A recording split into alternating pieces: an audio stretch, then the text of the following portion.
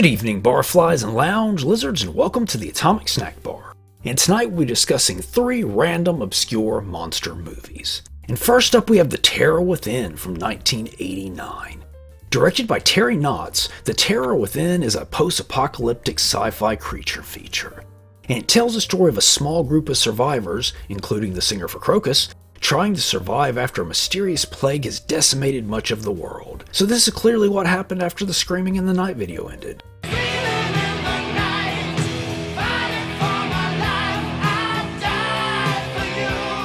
But in this new world, mutant monsters known as gargoyles roam the wastelands. A pair of survivors locate a seemingly normal girl on the outside. They bring her back to find out she is all pregged up. And to the surprise of, well, probably no one, the girl gives birth, sorta, to a gargoyle. No, not you, Bernie. Nice try, though. This one is a prime example of aliensploitation, even though it takes place on Earth and there aren't any aliens, but other than that, it's quite similar. Not to say it doesn't slither down its own path, it definitely puts its own spin on the creature vacating its human host scene. Quite the handy little guy. And for those that haven't seen the movie, that joke was just as bad as you probably imagined. The Terror Within has quite a cast, featuring George Kennedy, Andrew Stevens, Star Andreeff, and Tommy Hinckley. The film was produced by Roger Corman and released by Concord Pictures. This was star Andrew Stevens' first collaboration with Corman. The two had worked together several more times, including The Terror Within Part 2. Not only would Stevens return the star in the film, but he also wrote and directed it. The gargoyles in both parts were created by effects artist Dean Jones.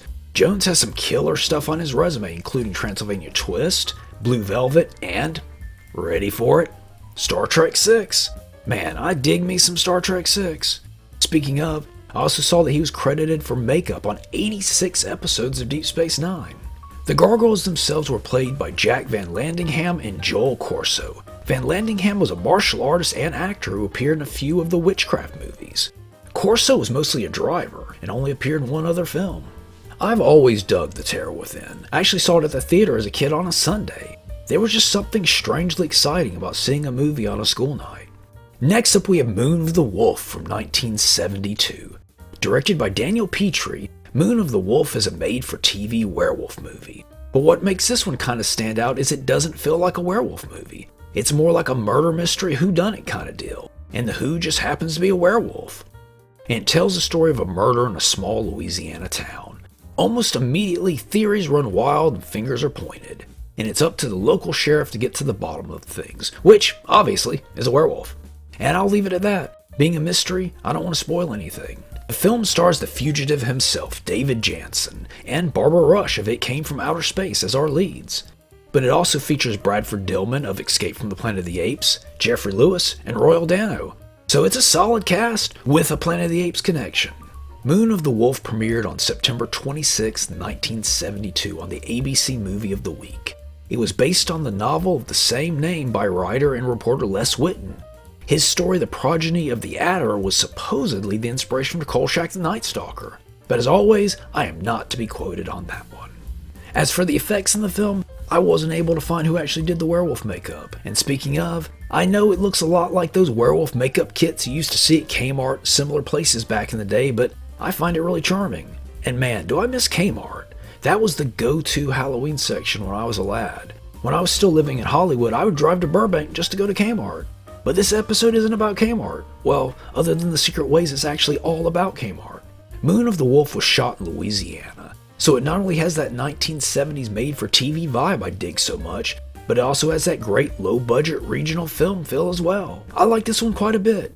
Definitely worth watching if this segment catches your fancy. Now, before we get to the final entry on the list, we have a special guest joining us. So I guess this technically isn't a triple feature. But hey, I'm a sleazy tiki weirdo, not a math scientist. Hello, Casey from Interrupt Kaiju here. This is an MGM Midnight Movies DVD 4-pack, which includes what I think is an underrated creature feature, At the Earth's Core, starring Doug McClure from The Land and People That Time Forgot, Peter Cushing from The Island of Terror, House of Long Shadows, and I'm sure something else, and Caroline Munro from that amazing Star Crash outfit. Dia. Dia? based on the novel of the same name by Edgar Rice Burroughs, who notably created the character Tarzan. 1976's At the Earth's Core sees a group tunnel to the Earth's core, where they encounter all sorts of hijinks, including a handful of interesting creatures.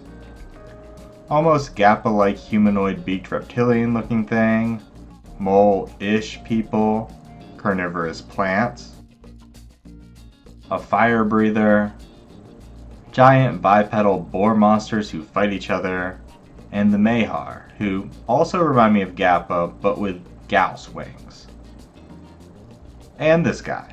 I've mentioned many a times how I'm a big fan of aircraft with a drill at their front. Well, I'm also fond of subterranean vehicles with drills at their fronts, which we do have here. It even has shaded lamps in it, which, at the very least, is quite cozy. There's great atmospheric lighting throughout, and fog machines, and explosions.